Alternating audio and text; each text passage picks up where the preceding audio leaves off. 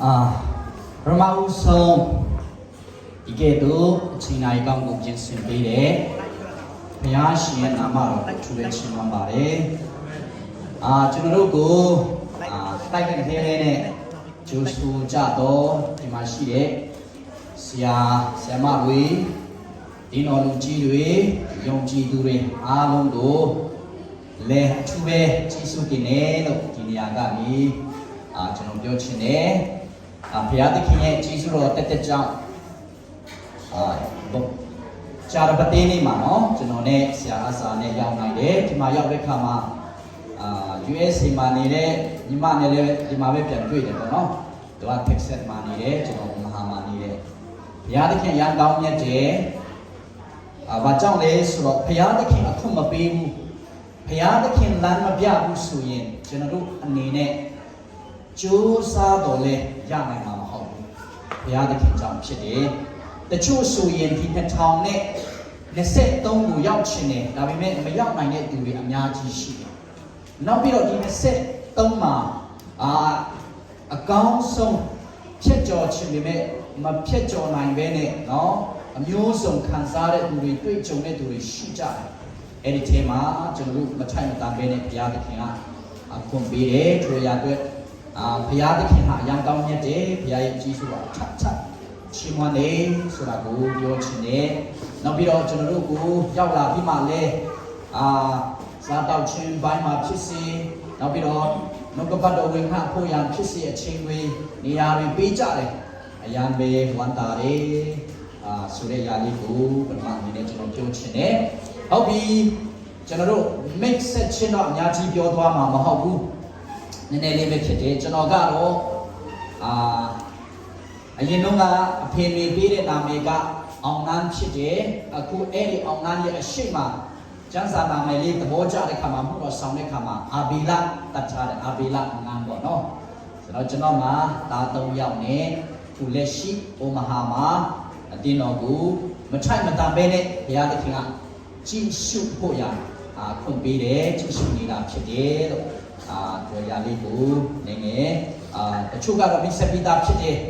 မတိသေးတဲ့သူရှိခဲ့တော့ပြန်လည်ပြီးမှနေငယ် mix set တာဖြစ်တယ်ဟုတ်ပြီဒီနေ့ကျွန်တော်နှုတ်ကပတ်တော်ပိုင်းမှာပဲကျွန်တော်များသွားရနော်ဆိုတော့ဒီနေ့ကျွန်တော်ဝင်ဟချင်တာကတော့ဒီ2023မှာကျွန်တော်ရဲ့အသက်တာမှာရေနဲ့ရာတို့ရွှေ့ကြဆုပ်ဆိုတဲ့ခေါင်းစဉ်လေးနဲ့ကျွန်တော်ဝင်ဟမှာဖြစ်တယ်ကျွန်တော်ရဲ့အသက်တာမှာဖယားသခင်ဖြစ်စေချင်တာကပုံသေးနီးနဲ့နော်ဒီတိုင်းဖြစ်စေချင်လို့ဘုရားသခင်ကတိုးတက်စေချင်တယ်နောက်ပြီးတော့ဘုရားသခင်ဘုံတိုင်းထင်ရှားစေချင်တယ်ရင့်ကျက်စေချင်တယ်အဲ့လိုဖြစ်လာဖို့ရန်ဘာလို့အပ်တယ်လဲရေနဲ့ရာတို့ရွှေ့ဖို့လိုတယ်နော်အဲ့ဒါမရွှေ့ရင်တော့ဖြစ်လာမှာမဟုတ်ဘူးအဲ့ဒီအကြောင်းအရာလေးပေါ့နော်ဒီ2023မှာကျွန်တော်တို့ဒီအရာအရေးကြီးတယ်ဒီအရာလေးနဲ့ဝေဖန်မှာဖြစ်တယ်အခြေပြုကျမ်းကိုကျွန်တော်တို့ဖတ်မယ်နော်အခြေပြုကျမ်းကဒီမှာရေလို့ဆုံးအခြေပြုကျမ်းဖတ်ရအောင်လူကာအခန်းကြီး9အငယ်လေးအခြေပြုကျမ်းအရင်ဖတ်မယ်နော်လူကာအခန်းကြီး9အငယ်လေးစကားတော်ပြတ်သောအခါရေနဲ့ရာအရတ်တို့ရွှေ့အောင်တော့ပိုက်ကွန်တို့ချ၍ငါးကိုအုပ်ဆန်းတော်ဟုရှိမုန်အားမိတ်တော်မူ၏နော်ဒီရာလေးအခြေပြုကျမ်းဖြစ်တယ်ဟုတ်ပြီကျွန်တော်တို့အားလုံးဆုတောင်းကြရအောင်တန်ရှင်မြတ်စွာဘုရားတော်မူသောကျွန်တော်ရဲ့အဖကိုရောကိုယေရှုတင်နေဘုရားရှင်ဖခင်ရဲ့ယေရှုတော်အားဖြင့်ဒီကနေ့ကိုရောရဲ့ရှင်ပြန်ချမြောက်ရာနေ့မှာယုံကြည်သူများအကြီးအငယ်ကိုစုဝေးစေတဲ့ဒီနေရာမှာအသက်ရှင်တဲ့ကိုရောဖဖခင်သခင်ကိုချီးမွမ်းကိုးကွယ်ရတော့ခွင့်ပေးတဲ့အတွက်ကြောင့်အထူးပဲယေရှုတင်နေယခုဆိုရင်အသက်ရှင်တဲ့နှုတ်ကပတ်တော်တကူကြီးသောနှုတ်ကပတ်တော်ကိုဒါဒီနေရာကလည်းစေဖတ်မှာဖြစ်တယ်ဒါဒီမထိုက်တန်သောသူဖြစ်တော်ညာလည်းတဲ့ကိုရှင်ဖခင်ဒီနေရာမှာရက်စီပြီးဖြစ်တဲ့အတွက်ကြောင့်ဒါရဲ့နှုတ်ရှာများကိုတဆာပလာဖြစ်အသုံးပြုတော်မူပါနောက်ပြီးတော့ဂျာနာမရောက်စီတိုင်းအတွက်လည်းအင်္ဂါချင်းတွေစိတ်ဝင်စားခြင်းတွေနားမလည်ခြင်းတွေမရှိဖို့ရယေရှုနာမဖြစ်ဆုတောင်းပါတယ်နောက်ဆက်တဲ့စာရမနာရဲ့လှုပ်ဆောင်ခြင်းကိုလည်းယေရှုနာမဖြစ်ဖယ်ရှားပါ၏ ဒီနှုတ်ကပတ်တော်ဆင်ခြင်မဲ့အချိန်တိုင်းတစ်ခုချင်းစီကိုလက်တော်ထဲမှာပြန်လဲအားနာတဲ့အခါမှာတပါးဒီတော်သားတော်ယေရှုခရစ်တော်ဖျားနာမကိုဒီပြုလျက်အလွန်ယုံကြည်စွာဖြည့်ဆုတောင်းကြပါ၏ပါဖျားသခင်အာမင်ဟုတ်ပြီကျွန်တော်တို့ရေနွက်ရာတို့ရွှေအောင်လောဆိုတဲ့အရာလေးဒီနေ့ကျွန်တော်ဝင်ဖတ်မှာဖြစ်တယ်မရွှေရင်ဘယ်တော့မှထူးခြားလာမှာမဟုတ်ဘူးเนาะအဲကြောင့်အတင်းတော်တစ်ခုလုံးအနေနဲ့ဖြစ်စေ personal အနေနဲ့ဖြစ်စေရွှေဖို့လိုတယ်အရင်ဦးဆုံးခုနကအခြေပြုထားတာအဓိက main point ဖြစ်တယ်เนาะလာလိမ့်မယ်အရင်ဦးဆုံးဒီမှာလူက9-3ကိုအရင်ဦးဆုံးဖတ်မယ်ပေတရုရဲ့အသက်တာထဲမှာဖယားသခင်ကပေတရုကိုအသုံးပြုခြင်းနဲ့သူ့ကိုအသုံးပြုခြင်းတဲ့အခါမှာသူ့အားဖြင့်ဘုရားသခင်နိုင်ငံတော်ခြေပြတ်စီဖို့ရလိုအပ်လာတဲ့အခါမှာပေတရုကိုဘုရားသခင်မလုပ်တယ်ခေါ်တယ်ပထမအနေနဲ့တော့ပေတရုစမှာဘုရားသခင်ကချင်းကပ်တယ်နော်ကျမ်းစာဖတ်မယ်နော်ထိုလေတို့တွင်ရှေမုန်ဤစေသေးတို့ဝန်တော်မူပြီးစီလေကိုကားနာမှာအနေငယ်ခွာဖွင့်စေခြင်းဟာရှေမုန်ကိုအခွင့်တောင်းတော်မူ၏ထိုလေပေါ်မှာထိုင်ရက်လူများတို့ကိုဆုံးမဩဝါဒပေးတော်မူ၏ပြောတယ်နော်ဒီနေရာမှာပထမအနေနဲ့ပေတရုကိုဘုရားသခင်ကချင်းကပ်တဲ့အခါမှာဥစ္စာပိုင်းမှာချင်းကပ်တယ်နော်ပေတရုစမှာဘုရားသခင်ကချင်းကပ်ပြီးမှဘာလုပ်ချင်တယ်လဲတရားဟောချင်တယ်လေရီရှိတယ်အဲ့ဒီနေရာမှာဒါပေမဲ့ဘုရားကပေတရုစမှာချင်းကပ်ပြီးမှလေကိုငါဖို့ရန်သူစမှာချင်းကပ်တယ်ပေတရုကဘာလုပ်တယ်လဲရက်ရောတယ်ပထမအချိန်နားအနေနဲ့ဘုရားသခင်ကအသုံးပြုခြင်းတဲ့ခါမှာကျွန်တော်ရဲ့အသက်တာကိုအရင်ဆုံးစမ်းတယ်ဘုရားသခင်ကဘုရားဘက်မှာလုံမလားဆိုတာစမ်းတယ်အဲ့ဒီခါမှာပေတရုကရက်ရောသောအသက်တာရှိတယ်ဘုရားအတွက်ဆိုရင်ဘုရားသခင်ကအဲ့လိုပြောတဲ့ခါမှာသူကဟုတ်ကဲ့လို့ဝန်ခံတယ်တကယ်လို့ဒါပေတရုကမဟုတ်ဘူးလို့ငါဖေမအားဘူးလို့ပြောရင်ဘာဖြစ်မလဲတခြားဖေပေါ်မှာကောင်းချီးဖြစ်သွားမှာဒါပေမဲ့အခုပေတရုကိုပြောတဲ့အခါမှာပေတရုကဟုတ်ကဲ့ဆိုပြီးမှအဲ့ဒီစီကိုအသုံးပြုဖွင့်ပေးလိုက်ဒီနေ့ကျွန်တော်တို့တက်တာမှာဘုရားသခင်ကအရင်ဆုံးကျွန်တော်တို့ကိုချင်းကပ်လာတယ်ကျွန်တော်တို့မှာရှိတဲ့အရာလေးကိုလည်းသုံးခြင်းတယ်ကျွန်တော်မှာတတ်တဲ့အရာလေးကိုလည်းအရင်ဆုံးသုံးခြင်းတယ်အဲ့ဒါနဲ့ချင်းကပ်လာတယ်လေဒါမဲ့အဲ့လိုချင်းကပ်လာတဲ့အခါမှာကျွန်တော်တို့မှာရှိတဲ့အရာလေးတတ်တဲ့အရာလေးကိုမသုံးဘူးဆိုရင်ခြေထားစားလို့မရဘူးနော်ပေတရုကိုဆိုရင်ဒီမှာလေလေးအားတဲ့ခါမှာပေတရုကဘာဖြစ်လဲရက်ရောဆိုတာနဲ့ပေးတဲ့ခါမှာပထမအခြေထားတဲ့အနေနဲ့သူ့လေထဲကလည်းစကားပြောတဲ့ခါမှာလူတွေများစွာဘာကြားကြလဲဖယားရဲ့နှုတ်ကပတ်တော်ကြားကြလေနော်ဒီနေ့ကျွန်တော်တို့ရဲ့တက်တာမှာဖယားသခင်ကကျွန်တော်တို့ကိုအသုံးပြုခြင်းနဲ့နီလာမျိုးစုံနဲ့ကျွန်တော်တို့ကိုခေါ်တယ်အမေကျွန်တော်တို့ကအစင်တစ်မဖြစ်ဘူးမရက်ရောဘူးဆိုရင်ကျွန်တော်တို့ရမယ့်ရာတခြားသူရသွားမယ်နော်အတင်းတော်အနေနဲ့လည်းဒီလိုပဲဒီအတင်းတော်ကိုဖယားသခင်ကအသုံးပြုခြင်းနဲ့ဖယားသခင်ဘုန်းတော်ထင်ရှားဖို့ဖယားသခင်နိုင်ငံတော်ကျေပြတ်ဖို့ရဖယားသခင်ကသုံးခြင်းနဲ့ဒါမဲ့ရက်ရောဆိုတာနဲ့ဒီအတင်းသူတင်းသားတွေကလှုပ်ဆောင်ခြင်းမရှိရင်တခြားတင်းတော်ကကောင်းချီးခံစားသွားမှာအကြောင်းကျွန်တော်တို့တက်တာမှာမိသားစုအနေနဲ့ဖြစ်စေ personal အနေနဲ့ဖြစ်စေအတင်းတော်အနေနဲ့ဖြစ်စေဖယားသခင်ကတင့်ကိုသုံးခြင်းနဲ့အဲ့ဒီချိန်မှာဖယားလိုအပ်တဲ့အရာကိုတည်ပါဝင်ဖို့လိုအပ်တယ်ပထမအနေနဲ့နော်အဲ့ဒါနဲ့ပေတရုကလေနဲ့ပေးလိုက်ပြီးလေထက်ကလည်းတရားလည်းဟောပြီးပြီဖယားကမကျေနပ်ဘူးနော်ရိုးရိုးပါဝင်ရုံနဲ့ဖယားမကျေနပ်ဘူးဘာပြန်လုပ်လာတယ်လဲထပ်မှပြီးမှခြေဟန်း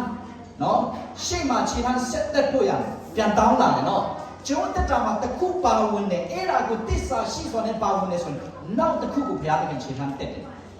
ကျွန်တော်တက်တာလည်းခဏနေကြတက်တေခံရှင်တယ်တက်တေခံရင်းနဲ့ဒါဝင်မှမှာဖြစ်တယ်ဆိုတော့ဒီမှာခုနကကျွန်တော်ဖတ်တဲ့အရာလေးလေနဲ့ငါပြီးသွားပြီတရားနဲ့ဟောပြီးသွားပြီယေရှုကဒီတိုင်းမထားဘူးသူ့ကိုဆက်လက်ပြီးမှ level တစ်ခုကိုပြန်တင်ခြင်းနဲ့အဲ့ဒီချိန်မှာမလုပ်လိုက်တယ်စကားတော်ဖြစ်တော့အခါရေနဲ့ရာအရကိုရွှေလုံးလောနဲ့တဲ့နေရာမှာရွှေပါလို့သူ့ကိုပြန်တောင်းဆိုလာတယ်ကျွန်တော်တို့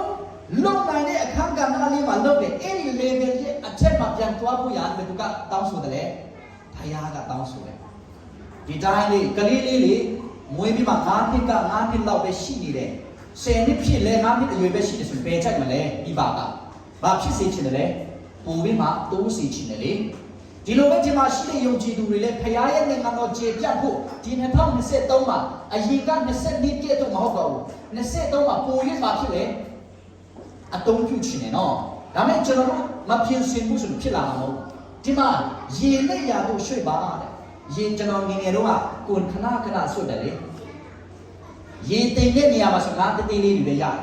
အမေရေနေနဲ့တဲ့နေရာမှာဘာတွေရလဲပူပြီးချီးတဲ့ငါတွေရတယ်ဒီနေ့ကျွန်တော်တက်ကမှာဖယားအလုံးဆောင်တဲ့ကမှာနည်းနည်းလေးနဲ့လောက်ရင်နည်းနည်းပဲရပါလေကြီးချက်ပူပြီးခြေနှမ်းလာရင်ကြီးမားတဲ့အရာတွေဘုရားသခင်ပြုလာတော့မှာလေအဲ့ဒါကြောင့်ဘုရားသခင်ဘာလို့စေချင်တယ်လဲနဲ့တဲ့နေရာမှာသွားစေချင်တယ်ဒါပေမဲ့ရေနဲ့တဲ့ပိုင်းမှာသွားတဲ့ခါမှာဘာလို့ဖြစ်နိုင်တယ်လဲအခက်ခဲတော့ရှိတယ်လေပိုပြီးမှနော်ခက်ခဲတဲ့အရာတော့ရှိတယ်ဒါပေမဲ့အဲ့ဒီရေနဲ့တဲ့နေရာမှာငါလည်းပူကြည့်တယ်ဒီလိုပဲဝိညာဉ်ရေးရမှာလည်းပိုပြီးမှခြေနှမ်းကိုမလုံနိုင်တဲ့အရာစငါလာဖို့ဆက်သွားလာပြီဆိုရင်ဘုရားသခင်ကပိုပြီးမှအခုပြုလာမှာဖြစ်တယ်နော်အဲ့ဒါကိုကျွန်တော်တွေ့ရတယ်နောက်ပြီးတော့ရေနဲ့ညာကိုသူ့ကိုရွှေ့ခိုင်းတယ်ရွှေ့ခိုင်းပြီးမှဘာလို့ခိုင်းတယ်လဲဂွန်စုပါရေနဲ့ညာကိုရွှေ့ခိုင်းတာတက်မဟုတ်ပဲနဲ့ဂွန်စုပါသူကဂွန်စုထားတယ်ညတော့ဘာမှမရအဲ့ဒီမရတဲ့အချိန်မှာဘုရားသခင်ကဖြစ်တယ်ဂွန်စုပါလို့ပြန်တောင်းဆိုတဆင့်ပြီးတဆင့်နော်လေငားတယ်လေအသုံးပြုပြီးမှဒုတိယမှာဘာလုပ်ကြလဲရေနဲ့ရာကိုရွှေ့ခိုင်းတယ်နောက်ပြီးတော့တတိယမှာရွှေ့တာမကဘဲနဲ့ဘာလုပ်ခိုင်းလဲကွန်စင်ခိုင်းတယ်လေကွန်ဆွတ်ခိုင်းတယ်လူအနေနဲ့ဆိုတာဒီဟာကအရန်ချမ်းလို့နေအခုပဲခေငားသေးတယ်အခုပြန်ရွှေ့ခိုင်းပြီအခုပဲကွန်ပြန်ဆွတ်ခိုင်းတယ်ပြောစရာမရှိဘူးလားရှိတယ်ဒီနေ့ဒီမှာရှိတဲ့သူတွေဖယားသခင်ကဒီနေ့ပျောက်ဆုံးဝိညာဉ်လူတွေများစွာကဲတင်ချေရောက်ဖို့တင့်ရဲ့အသက်တာကိုအသုံးပြုချင်တယ်ဒီချက် level ကိုဒီမှာတက်စေချင်တယ်နော်ဒါမဲ့ခင်ဗျားမရွှေ့ရင်ခင်ဗျားအစားတခြားသူတွေဘုရားသခင်သုံးသွားဖို့ကျွန်တော်တက်တာကိုဒီနားမှာနည်းနည်းကျွန်တော်တက်တည်ခံချင်တယ်ကျွန်တော်တက်တာမှာအမေရိကရောက်လာတဲ့ခါမှာဘုရားကအရာဆန္ဒလာတယ်ဘုရားဆန္ဒလာတဲ့ခါမှာတင်တာအရာတက်ချင်တော့ဒီမှာရှိတယ်ကျွန်တော်ရဲ့ရောက်ကတိနဲ့စကားပြောတဲ့ခါမှာကျွန်တော်ရောက်ကတိကဆရာမိုးစက်နဲ့ဆက်တွေ့ပြီးမယ်အဲ့ဒါနဲ့ဟုတ်ပြီလို့အဲ့ဒီညချင်းမှာပဲဆက်တွေ့တော့ဆရာမိုးစက်ကတင်သားလာတက်မလားကျွန်တော် USA ရောက်လာ4လပဲရှိသေးတယ်ကျွန်တော်တင်သားအရာခံယူချင်လို့တွားမယ်ဆိုတော့စကားလည်းမတတ်တတ်လည်းဆိုတော့လေပေါ်မှာဘယ်လိုတွားလာမလဲဆရာမိုးဆက်ကလေလည်းဖြတ်ပေးမယ်လာခဲ့တယ်ကျွန်တော်2015မှာတွားလာလေ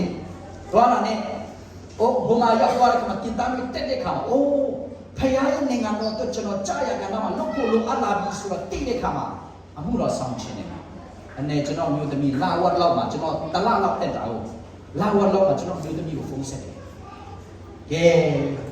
ဘယ်လိုလဲအချင်းကြီးဆိုတော့ကျွန်တော်မျိုးသမီးကအဲ့ဒီမှာကိုဝင်ရလာတယ်လေအဲ့ဒါနဲ့ကျွန်တော်အမှုတော်ဆောင်တော့မယ်ဒီတစ်ခေါက်ဆက်ကတော့မယ်ဆရာကြီးတို့နဲ့ဒီမှာလက်တွေ့လုပ်ပြီးမှအမှုတော်ဆောင်တော့မယ်လို့ပြောတော့မျိုးသမီးကမဖြစ်သေးဘူးကျမမှာကိုဝင်နေဆိုတော့ရောက်တာလည်းမချသေးဘူးကားလည်းမရှိဘူးအမျိုးစုံအခက်ခဲလို့ပြောတယ်လေအဲ့ကမှကျွန်တော်အရန်တွားချင်ပြီအမေမျိုးသမီးကအဲ့လိုပြောတဲ့ခါမှာဟုတ်ပြီဒါဆိုရင်ကျွန်တော်ပြန်သွားတယ်လေပြန်သွားပြီးမှ2015နော်ပြန်သွားပြီးမှအလုပ် Texas မှာနေတဲ့တက်တီတွေခံတယ်နော်ဒါပေမဲ့အလုပ်တွေလုပ်လာတယ်လေအလုပ်လုပ်လိုက်ကျွန်တော်အခုတော့ဆောင်နေဆိုတာအတိတ်ချထားပြီးဒါပေမဲ့ဘုံမှာရောက်သွားအလုပ်တွေလုပ်တော့အဲ့ဒါမှအလုပ်တွေမှာပြောလာပြီးမှခုနကကျွန်တော်ရဲ့ရည်ရွယ်ချက်အမှုတော့ဆောင်နေဆိုတဲ့ကျွန်တော်ရည်ရွယ်ချက်ကိုလေနည်းနည်းရောက်လာအလုပ်လုပ်ရင်းနဲ့ပတ်စံနဲ့လည်းပါလို့ရလာပဲဆိုတဲ့စိတ်တွေရောက်လာတယ်လေရောက်လာတဲ့ခါမှာဟုတ်ပြီဆိုတော့အလုပ်လုပ်တယ်လေအလုပ်လုပ်တော့နောက်ပိုင်းမှာဆိုရင်ဘာဖြစ်လဲဆေးရုံရောက်လာတယ်ကျွန်တော်ကဒီရေရီချစ်ဖလိုးတွေတော့အကုန်လုံးတဲ့ပြမှာဆေးရုံရောက်လာကျွန်တော်ရဲ့အခြေအနေကတိတ်မကောင်းဘူးကျွန်တော်သားက3လပဲရှိတယ်ခေရောက်လာတယ်လေအဲ့ဒီချိန်မှာစိတ်မကောင်းစွာနဲ့ကျွန်တော်ဆရာဝန်တွေကလည်းကျွန်တော်ရဲ့အခြေအနေကမတည်မချပဲပြောကြတယ်လေ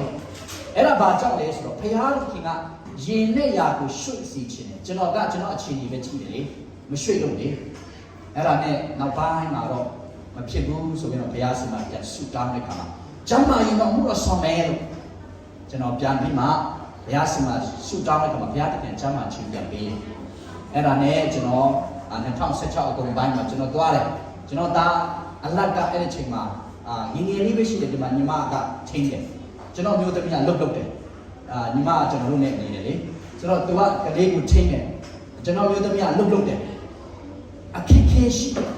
ကျွန်တော်မှုတော့ဆောင်ဖို့သွားပြီးမှဟိုမှာအချိန်လေးတွေသွားကြည့်ပြီးမှစက်ခွန်အစပိုင်းမှာကျွန်တော်မိသားစုကိုလာခေါ်ပြီးမှမှုတော့ဖက်မှာသွားတော့မင်းဆိုပြီးမှကျွန်တော်ကိုကျိုးစုနဲ့သွားမယ်ကျွန်တော်ကျွေးကြော်တယ်လေဆရာမိုးဆက်ကမဟုတ်ဘူးလာဒီမှာမင်းမိသားစုနဲ့ဆိုတော့မရှိတဲ့နေသွားမယ်ကျွန်တော်ကဖြစ်လေနောက်ဆိုင်မှာရောက်သွားတာနော်အဲ့ဒါကျွေးကြော်ထားအလုံးဖယားတော့အလုံးလုံးနေကျွေးကြော်တဲ့အချိန်မှာမချဘူးဘာဖြစ်လာပြန်လဲကျွန်တော်မျိုးသမီးကိုဝင်ပြန်ရလာပြောင်းလိုက်နဲ့ဖြစ်တဲ့ကမှာငွေလည်းမရှိဘူး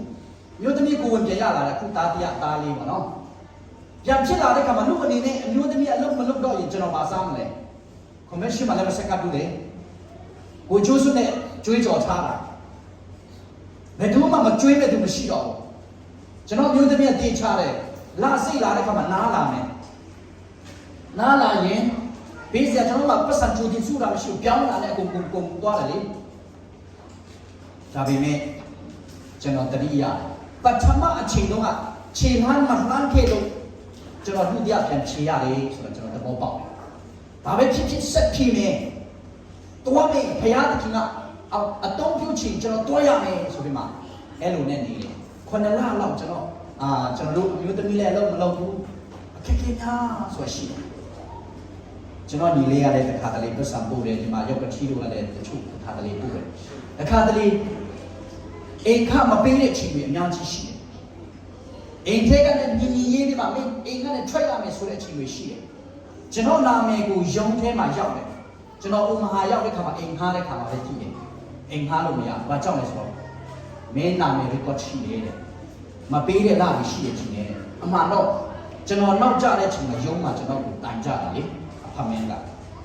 အဲ့တော့ကြည့်ဖြစ်တယ်ဒါပေမဲ့ကျွန်တော်ပြန်ပြီးမှဥမဟာရောက်တဲ့ခါမှာအဲ့ဒါတွေလည်းကျွန်တော်မှာဖြစ်တယ်သူတို့ကအဖမင်းကိုပြန်သွားတောင်းပါတဲ့ခါမှာ sorry ပဲဆိုပြီးမှယုံမှာပြန်တည်ပေးတယ်လေအဲ့တော့ကြည့်ခံခဲ့ရစားစရာမရှိဘူးကျွန်တော်ရဲ့ခါဆန်လဲကျွန်တော်နဲ့အတူနေတယ်လေအဲ့ဒီခါမှာကျွန်တော်မစားစရာမရှိဘူး full stem shop တော့ full stem shop ပေးတဲ့သူက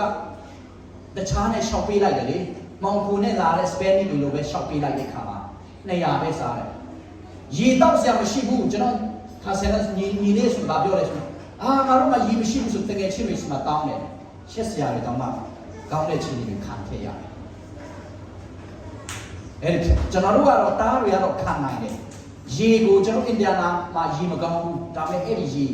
နော်ထုံးတွေရှိတယ်အဲ့ဒါကိုကျွန်တော်ချက်ပြီးမှရေခဲတဲ့တာမှာထားပြီးမှနာရင်လည်းတောက်ရတယ်အသားကိုဒီလောက်လေးကိုကျွန်တော်တို့ဘယ်လိုလုပ်ကြလဲဆိုရင်ခွဲသားနဲ့ထားပြီးတပတ်ချက်ဖို့လုပ်ထားတယ်အဲ့လိုမျိုးထိကြုံတယ်ဒါပေမဲ့ကျွန်တော်တို့မှမပြောဘူး convention မှာမှုတော့ဆောက်ဖို့ရအများကြီးရှိတယ်မပြောဘူးကျွန်တော်ညီကိုဖက်ကလည်းဘယ်သူမှသူတို့မှလည်းကိုစီခက်ခဲဆိုဘယ်သူမှကျွန်တော်မကြည့်ဘူးညီကိုမရှိတကယ်လို့ခံစားရတယ်ဒါတွေကျွန်တော်ဖြတ်ကျော်ခဲ့ဒါပေမဲ့ကျွန်တော်စိတ်ထဲမှာပါရှိတယ်ဆိုဒီတစ်ခါအမှုတော့မဆောင်ဘူးဆိုရင်ကျွန်တော်ဇမင်းပွဲမအောင်ဘူးဆိုတော့ကျွန်တော်ဒီအဲ့ဒါကြောင့်အိမ်ထဲကလည်းမောင်းထုတ်ရင်လည်းမောင်းထုတ်ပါစေဆိုပြီးမှမျိုးသမီးနဲ့ဆူတောင်းတဲ့မျိုးသမီးကိုကျွန်တော်ပြောတယ်မောင်းထုတ်ရင်လည်းခံမယ်ဖယားအတွက်လုံလို့မောင်းထုတ်ရင်တမိုင်းတော်တင်အောင်မယ်လို့ဒါပေမဲ့မောင်းထုတ်ခွတ်တော့ဘုရားရဲ့ကျေးဇူးတော်ကြောင့်မရခဲ့ဆိုတော့ရေနဲ့ရာတို့ရွှေ့တဲ့ခါအခက်ခဲမျိုးစုံရှိလူတွေတိမှာပေါ့အရှိမတော့ပြုံးလေးနဲ့ကျွန်တော်ပြုံးတယ်လေအတွင်းထဲမှာတော့မခံနိုင်တဲ့ခြေတွေအများကြီးရှိခဲ့တယ်ရေနဲ့ရာတို့ရွှေ့မဲ့ချိန်ဖယားသခင်ကသူ့အမှုတော်မြတ်မှာအသုံးပြုမဲ့ချိန်မှာဖြစ်ကြုံတဲ့အရာတွေကျွန်တော်ရဲ့အမျိုးဖက်ကဖြစ်စေမျိုးသမီးကမျိုးဖက်ကဖြစ်စေစိုးရင်တဲ့ခါမှာဘာလို့သူ့မိမကိုအလုပ်လုပ်ခိုင်းတယ်လဲကျွန်တော်ဒါ4လ3လ4လပြည့်တဲ့ခါမှာမျိုးသမီးကလုပ်ပြန်လုပ်တယ်လေကလေးငယ်ငယ်လေးနဲ့ကျွန်တော်လည်းကလေးဒီဖက်မှာဆက်ရောက်နော် ဒီမှာသူ့ရဲ့crushing နဲ့ဒီဘက်မှာတယောက်ဆွဲတယ်အကြီးဆုံးကအဲ့ဒီချိန်မှာကျောင်းတက်တယ်အဲ့လိုနဲ့မနဲ့ပြင်းကြရင်လည်းဘုရားကျောင်းမှာဆူသွားတောင်းကြတယ်လိုက်ပါတော့ကျွန်တော်ဒီမှာလွဲအဲ့လိုနဲ့သွားတယ်နေ့တိုင်းသွားတယ်အဲ့ဒီအပြီးမှာကလေးတွေကိုမြန်မြန်အစ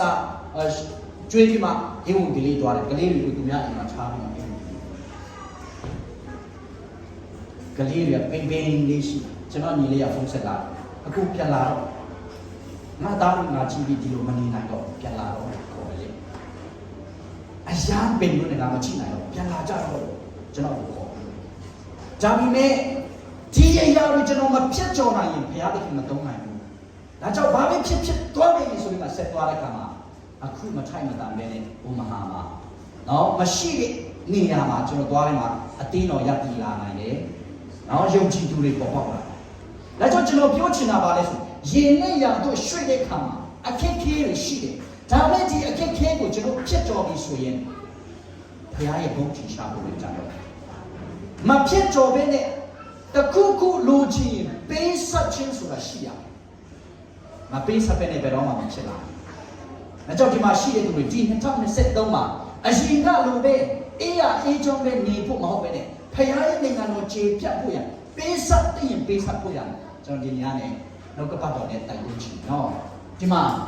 အဲ့လိုပြောမှတော့ပါလေငါကိုအုပ်ဆန်းပါလို့ပြောတယ်သူ့အခြေအနေနဲ့ဆိုရင်ဗီဒီယိုဖြစ်နိုင်လားမဖြစ်နိုင်ဘူးတန်ရလုံးဝင်စွတ်တယ်မရဘူးလေဒါပေမဲ့ဖခင်ခိုင်းတဲ့အတိုင်းဟုတ်ကဲ့ဆိုလုပ်လိုက်တယ်လေဒီနေ့လေဖခင်ခိုင်းတဲ့အတိုင်းဟုတ်ကဲ့လုပ်လိုက်ပါဘုရားသခင်အသုံးပြုသွားပါဒီမှာဗီဒီယိုမှာရက်ရောတယ်နာခံချင်းရှိတယ်ဘုရားပြောရင်မဖြစ်နိုင်ဘူးတညလုံးဆွတ်လာခဲ့တယ်သူကတဏှာတဲ့အကုန်သိတယ်တိုးတော့ဘုရားပြောတဲ့ချိန်မှာနာခံချင်းလည်းရှိတယ်နောက်ပြီးတော့ရဲရင်ချင်းလည်းရှိတယ်နောက်ပြီးတော့ဆွတ်ရွတ်တဲ့အရေးချင်းလည်းသူ့မှာရှိတယ်အဲ့ဒီခါမှာဘုရားသခင်တုံးသွားတာနော်အဲ့လိုမျိုးတွေ့လာတဲ့ခါမှာသူအိုးလာတယ်မှာနော်ဆက်ကြည့်မယ်နော်ငါလူကငါ30နဲ့7ကိုကျွန်တော်ကြည့်ရအောင်နော်ယေရှုကလည်းကြောက်ရွံ့ခြင်းမရှိနဲ့တင်ဒီယခုမှစ၍လူကိုဖမ်းမိတော်သူဖြစ်လိမ့်မည်ဟုမိန့်တော်မူ၏ကမ်းသားမှဖေကိုစိုက်ပြီးရင်ထိုသူတို့သည်ရှေ့သမျှကိုဆွင့်ပြည့်၍နောက်တော်သို့လိုက်ကြ၏ကိုယ်စုပ်ပြမငါအများကြီးရလာတဲ့ခါမှာပေတရုကဘာဖြစ်သွားလဲအရာသူ့ကိုသူယူကျိုးမရဖြစ်သွားတယ်အိုးဖျားတဲ့ခင်ဗျာဒီလိုပြုနိုင်တယ်ဘာဖြစ်လို့ခုနကကိုယ်စုပ်ဘာလို့ပြောတဲ့ခါမှာစကားပြောတယ်လေတညလုံးငါစုခဲ့တယ်နော်လို့ပြောတယ်ဒါပေမဲ့ကိုတော်ခိုင်းရင်လုပ်မယ်လို့ပြောတယ်သူတကယ်ငါအများကြီးရလာတဲ့ခါမှာအိုးဖျားလုပ်လိုက်တယ်ဆိုတာဒီလာတဲ့ခါမှာသူ့ကိုသူယူကျိုးမရဖြစ်တဲ့ခါမှာယေရှုကဘာပြောလဲကြောက်ရွံ့ခြင်းမရှိနဲ့ဒီနေ့ကလည်းစပြီးခမားဟာလူတွေများစွာဖမ်းမဲ့သူဖြစ်မယ်တန်ခါပြေကူဘုရားကအဲ့လိုပြောဒီနေ့ကျွန်တော်တို့လည်းဘုရားသခင်ကအားလုံးကိုဘုရားရဲ့ဘုန်းကြီးရှားစေဖို့လူတွေများစွာကဲ့တင်ချင်းရောက်ဖို့ရအတုံးပြခြင်းခြေထားထားဖို့လိုအပ်တယ်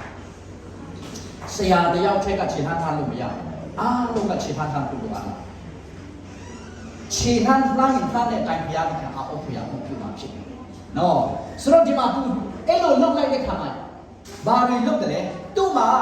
ဘုရားသခင်အဲ့လိုမျိုးသူ့ကိုအသုံးပြုလာဘုရားအမှုပြုတဲ့ຢာကိုမြင်လာတဲ့ခါမှာဘာလုပ်တယ်လဲ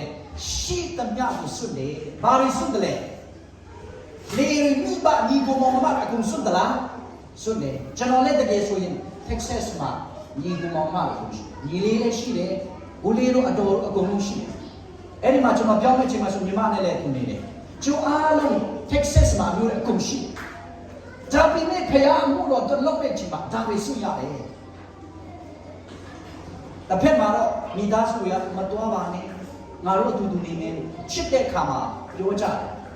ဒါပေမဲ့အဲ့ဒါစွရမှာချစ်တော်ညာလည်းစွရမှာလေ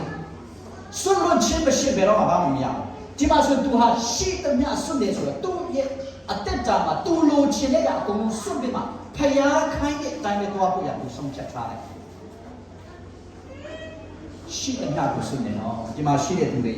ဘုရားရဲ့ဘုန်းတော်ချင်ရှားစီပြရတယ်ဒီနေ့တင်းမှာစွန့်တဲ့နေရာကိုစွန့်ပြီးမှဘုရားနောက်ကိုမြင်နေလိုက်တယ်ဘုရားရဲ့ဘုန်းတော်ချင်ရှား era sunya so do hu ya de kan phu phaya de kin ga nya so do hu phu me chano ku Omaha သွားတဲ့ခါမှာအရန်ဝမ်းမြောက်တယ်မနေ့ကလည်းကျွန်တော်တင်သားတွေကိုကျွန်တော် CCTV နဲ့ချိပြီးမှပြောနေတာမကြောက်လဲဆိုတော့ဝိညာဉ်ပိုင်းမှာဘုံခေါ်လာတဲ့ခါအရန်ပြောတယ်သူတို့ဓာတ်ပုံကိုချိပြီးမှပြောတာဒါတွေဟာပါလဲဆိုရင်ရေနဲ့ရာတို့ရွှေ့လာတဲ့ခါမှာမထိုက်မတာပဲနဲ့ဘုရားလုံးလာတဲ့ကြောင့်ဒါကြောင့်တင်လေရေနဲ့ရာတို့ရွှေ့တယ်ဆိုရင်ဘုရားသခင်အာမောဘုရားအများကြီးပြမှာကျွန်တော်လည်းဘာမှမဟုတ်ဘူးအားလုံးကဘုရားသခင်တုံးချင်သလားတုံးချင်တယ်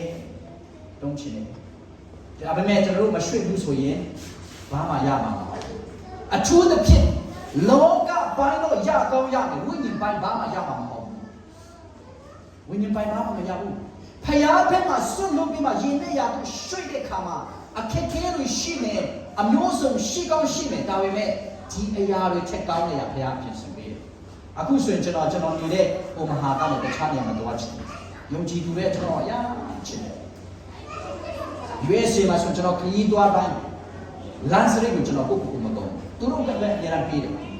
အတင်းတော်ကလည်းပေးတယ်မိသားစုအတီးကြီးကလည်းဆရာကလည်းစီချက်ပါခုလည်းကျွန်တော်တို့တရိယာကြမှာဖြစ်တယ်တယောက်ဆိုရင်နတ်စားဖြစ်တယ်အသက်90ခုရှိကျွန်တော်ကအမြဲတမ်းရှောင်တယ်သူကတရားတွေကိုကြက်ရွထိုးပေးတဲ့သူဖြစ်တယ်နတ်ဆရာဖြစ်တယ်တနေ့တော့သူ့ကိုအမြဲတမ်းချင်းကလာမတော့လာခဲ့ဆိုပြေးသွားတယ်လေတရက်တော့သူနဲ့သူမပြေးနိုင်အောင်နော်သူမိသားစုတွေခေါ်ပြီးမှနယူးယောက်မှာတရားဟောတဲ့ခါမှာသူတို့ကပြောလဲဆိုသူတမီးက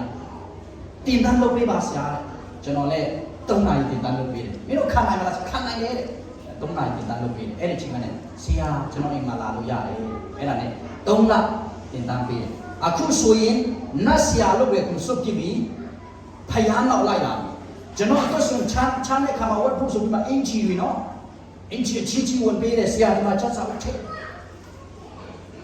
အခါတလေ3လပဲ4လပဲမှာတစ်ချိန်ပတ်စံနေနေတာဘူးလို့ပြောတာကျွန်တော်ကအများကြီးတယ်အင်တီပြောင်းနေအိုးတွေလာဝေးပေးတယ်အဲ့ဒါဆရာနိုင်လေးကတော့မှရည်သေးတယ်ဆရာနိုင်လေးကျွန်တော်အင်တီဝယ်တဲ့ခါမှာသူလာလေတာဟုတ်သူကအဲ့ဒီဦးလေးကကျွန်တော်ကိုချစ်တော့ကျွန်တော်တော့အိုးကြီးဝယ်လာဝယ်ပေးလိုက်အင်တီပြောင်းဆိုတော့အဟောင်းပဲပုံထားခဲ့တယ်လေလာဝယ်ပြီးတော့ဆရာနိုင်လေးရှိတယ်လေအဲ့ဒါနဲ့ကျွန်တော်ဆရာရှိသလားတဲ့ဆရာနိုင်လေးကသူအပြင်သွားတယ်လာခဲ့ဆိုတော့သူအိုးကြီးပြန်မပြီးမှပြန်သွားတယ်သူကပေးချင်တာပါလေကိုဆရာမဆရာလာတဲ့ခါမှာပေးချင်တာအဲ့ဒါနဲ့ဆရာနိုင်လေးကကျွန်တော်ကိုပေးခဲ့လို့ရရတာလည်းပါဖြစ်တော့အိုးကိုပြန်မသွားပြီးမှပြန်သွားတယ်နောက်ကျွန်တော်ပြန်ရောက်မှအဲ့ဒါအိုးပါလာဆရာရောကျေးဇူးတင်တယ်ဝမ်းမြောက်တယ်ဒါမျိုးတွေဖယားသခင်မြင်စေတာဟာရင်နဲ့ရာတို့မရွှေ့ရင်မမြင်ဘူးခုဆိုရင်တချို့တွေကသူ့ကိုပြောတယ်မင်းကဘာလို့အဲ့လိုမျိုးပါလာလဲရဲတွေရရမယ်အရက်တွေတောက်ရမလေးတေခါလေးမှပျော်နေရမလေးတဲ့မဟုတ်ဘူးငါဖြစ်တော်နေပြီသူ့အမျိုးတွေသူ့ကိုအရာမုန်းကြမနဲ့တိုင်းတောက်တနည်းလာနဲ့တောက်ကြချစ်ကျွန်တော်ဆူတောင်းချင်းရှိတယ်ပုံမှန်သူတို့ပါဆိုတော့ကျွန်တော်တို့ဖယားသခင်တို့ကျွန်တော်ဘာမှမဟုတ်ပြီနဲ့ခြေနှမ်းလမ်းလာတဲ့ခါမှာအိုးဖွေအများကြီးကျွန်တော်တွေ့ရတယ်ကျွန်တော်တက်တာမှာဆိုကျွန်တော်ကိုအယံမုန်းတဲ့သူတွေလည်းနောက်ပိုင်းမှာချစ်တဲ့သူတွေဖြစ်လာကြတယ်ဒါကြောင့်မိတ်ဆွေဒီလိုမျိုးအခွင့်အရေးဒီချိန်မှာဒီလောက်ခွင့်ရှိတယ်နော်မြန်လောက်ပါပေတရုဟာသူ့ရဲ့မိသားစုအကုန်လုံးစွန့်တလားစွန့်တယ်အဲ့လိုစွန့်ပြီးမှတွားချင်းဟာလူတွေကဆိုမှပြောမလဲအယူလို့ပြောမှာနော်ပေတရုဘာလို့ဒါလဲဆိုအယူလို့ပြောချင်ခံမှာအခုလေကဲအခုတော့လောက်ပါတက်ခံမှာလို့ပြော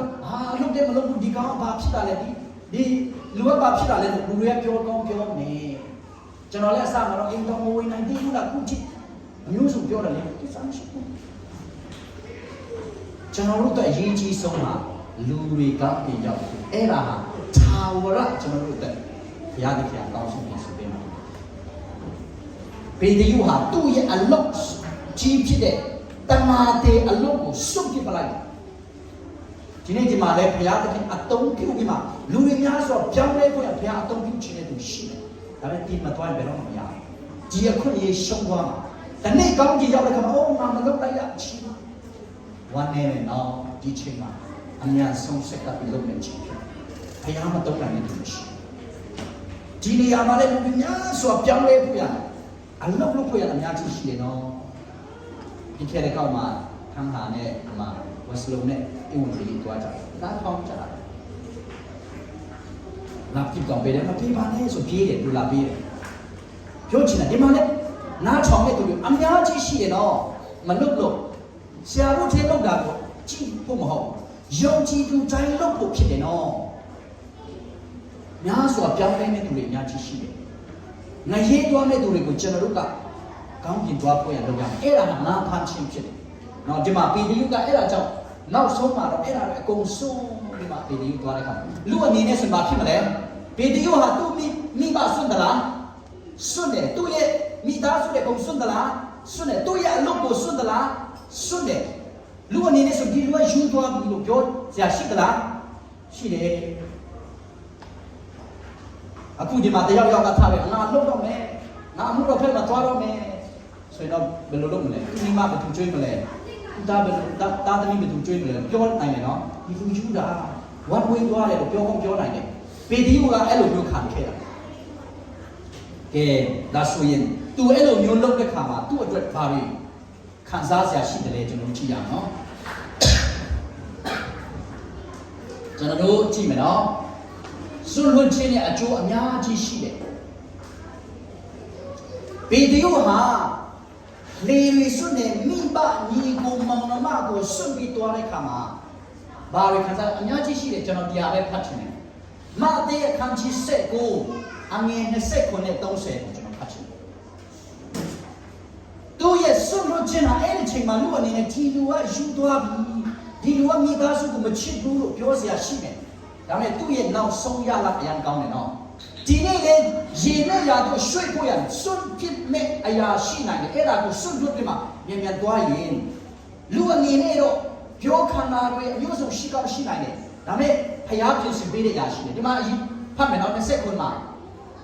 ထိုအခါပေတရုကအကျွန်ုပ်တို့သည်ရှိသမျှကိုစွန့်ပြီး၍နောက်တော်သို့လိုက်ကြပါပြီအဘေအကျိုးကိုရကြပါမည်နည်းရှောက်လေတော့20ခုမှာပေတရုကယေရှုနောက်ကိုလိုက်ပြီလားလိုက်ပြီလေရီစွန့်သလားစွန့်တယ်မိဘတွေစွန့်သလားစွန့်တယ်မိသားစုတွေကုန်စွန့်တယ်အဲ့ဒီမှာသူကပြောလေနောက်မှာယေရှုကိုဘယ်လိုမြင်လဲယေရှုငါတို့ဟာမိသားစုတွေကိုစွန့်တယ်ငါတို့ဘာပြန်ရမလဲလူအနေနဲ့တော့အတိအကျမရသေးဘူးလို့သူခံစားမယ်လေဒီနေ့လည်းဖရားတို့လှုပ်ဆောင်တဲ့ခါမှာအခက်ခဲတော့တွေ့တယ်ဒါပေမဲ့ဘာရမလဲလို့ပြောစရာရှိကောင်းရှိမယ်ဖရားတကယ်ဒီတိုင်းမထားဘူးနော်လှုပ်တဲ့သူလှုပ်တဲ့အတိုင်းဒီနေ့ရွှေငွေတွေချက်မြက်တဲ့အရာကိုဘုရားသခင်ကပြင်ဆင်ပေးမယ်ဒီမှာဆိုပေတရုကမေးတယ်လေသူမမေးကျွန်တော်မသိဘူးသူအသက်ရှင်နေတဲ့အချိန်မှာပြင်သူမေးတဲ့အခါမှာခရစ်တော်ကတိတိကျကျပြောပေးတယ်ဘာရမလဲပေတရုခုနကကိုယ်တွေမိသားစုတွေစွန့်လွတ်တဲ့အကျိုးကဘာရမလဲကြည့်မယ်ယေရှုကငါအမှန်ဆိုဒီကငါအမှန်ပြောမယ်နော်တဲ့ဖယားသခင်ကမှန်ကန်တဲ့အရာတမန်တရားကိုပြောတဲ့အခါမှာကြည့်မယ်အလုံးစုံသောအရာတို့ကိုအတိတ်ပြုပြင်သောကာလ၌လူသားသည်ဘုံရှိသောပလင်ပေါ်မှာထိုင်တော်မူသောအခါငါနောက်သို့လိုက်ကြသောဒီတို့သည်12ခုသောပလင်ပေါ်မှာထိုင်ရက်ဣတိလလူ12မျိုးကိုစစ်ကြောစီရကြလာတာတနေ့ကျရင်ပေတရုကဖြစ်မလဲယေရှုခရစ်တော်အသက်ပြုပညာကာလဆိုတာနှစ်တစ်ထောင်မှာလောကကိုပြန်ဆင်းကြွလာတဲ့ခါမှာယေရှုခရစ်တော်ကအရှိမထိုင်တယ်သူ့ရဲ့နောက်မှာဘယ်သူတွေထိုင်မလဲတပည့်တော်12ယောက်ကထိုင်ခု12ခုမှထိုင်တယ်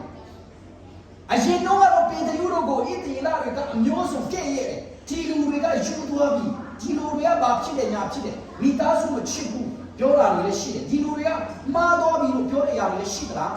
ရှိတယ်ဒါပေမဲ့တနေ့ကျရင်ပေတရုတို့ကလူ6တောင်းသိန်းတန်းနဲ့ချီတဲ့လူတွေကိုဘာလုပ်မှာလဲတရားစီရင်တဲ့သူဖြစ်မကောင်းဘူးလားအယံကောင်းတယ်နော်ဒါပေမဲ့အဲ့ဒါလူတွေမြင်လာမှာမဟုတ်ဘူးအဲ့ဒါပေတရုရဲ့စွန့်လွတ်ခြင်းရည်နဲ့ရာကိုတွားခြင်းရဲ့အကျိုးဘုရားသခင်ပေးလာ ဒီနေ့ဒီမှာရှိတဲ့ယုံကြည်သူတွေဖခင်အတွက်လုပ်ရင်တနေ့ကြရင်ဖခင်တခင်ကအအိုးဖေးတာပြီးမှာနော်ဒါပေမဲ့လူရဲ့အဲ့ဒါမမြင်နိုင်ဘူးအအောင်ဆရာကောလူတွေမြင်တာကအခုလက်ရှိမှာရွှေငွေတွေပိုင်ဆိုင်တဲ့အရာမြင်တယ်ရွှေငွေတွေကြောက်သွားမှာမတည်ဘူးတိုက်တွေကားတွေကြောက်သွားမှာမတည်ဘူးလောကမှာရှိတဲ့ညတည်တဲ့အရာရှိသလားမရှိဘူးဝမ်းမြောက်စရာအကောင်းဆုံးလောကမှာပါတယ်အေဝံဂေလိသတင်းတစ်ခုပဲရှိတယ်အင်္ဂဝေတယ်ဝမ်းမြောက်စရာကောင်းသလားကောင်းတယ်ခဏလေးပဲအေဘုပြစ်လာရင်ဟာလင်းကားထောင်ကုန်သွားပြန်ပြီရေပိုက်ပြစ်လာရင်ဟာမြောက်ကြီးကုန်သွားပြန်ပြီဝမ်းမြောက်စရာမရှိဘူးလားရှိတယ်အင်ခမပေးလာပြန်လက်ကူဆွေးတယ်ဝေနေတဲ့ချိန်မှာတော့ပြုံးပြုံးလေးဟုတ်တယ်နော်ကားဝေနေတဲ့ချိန်မှာတော့အရန်ဖြိုးတယ် accident ဖြစ်လာရင်တော့မပြောတော့ဘူးဒါမှမဟုတ်ရင်ဟိုပြက်ပြဖြစ်လာရင်မပြောတော့ဘူးလောကမှာရှိတဲ့တတိကောင်းကဘယ်အရာတည်လို့လဲမတည်ဘူးနော်နောက်ပြီးတော့လူတော်မှဒီလိုပဲသားသမီးတွေလေမွေးတဲ့ခါမှာသားသမီးပြောနေလားတခါတလေမျက်ရည်ကြာခိုင်းတဲ့သားသမီးတွေရှိလားရှိလာတတ်တယ်လူလောကမှာကျွန်တော်ပြောချင်တဲ့အရာကလောကမှာတတိကောင်းဆိုတာဘယ်အရာရှိလဲခယားအတွက်လှုပ်ဆောင်ခြင်းခယားနဲ့တွာလာခြင်းအဲ့ဒါပဲတတိကောင်းမဖြစ်စည်းနိုင်တဲ့အရာဒီမှာဗီဒီယိုဆိုရင်အများကြီးရှိမှာအခုကျွန်တော်ဒီရှိမှာတော့မှဒီမှာရှိမှာစုတော့ပထမစုရလို့ပေးရဆိုဘယ်လောက်ကြီးဝမ်းမြောက်ကြမလဲဗီဒီယိုလို့ဆိုရင်လူတွေအများကြီးနှစ်တစ်ထောင်မှပြန်စီမဲ့သူတွေ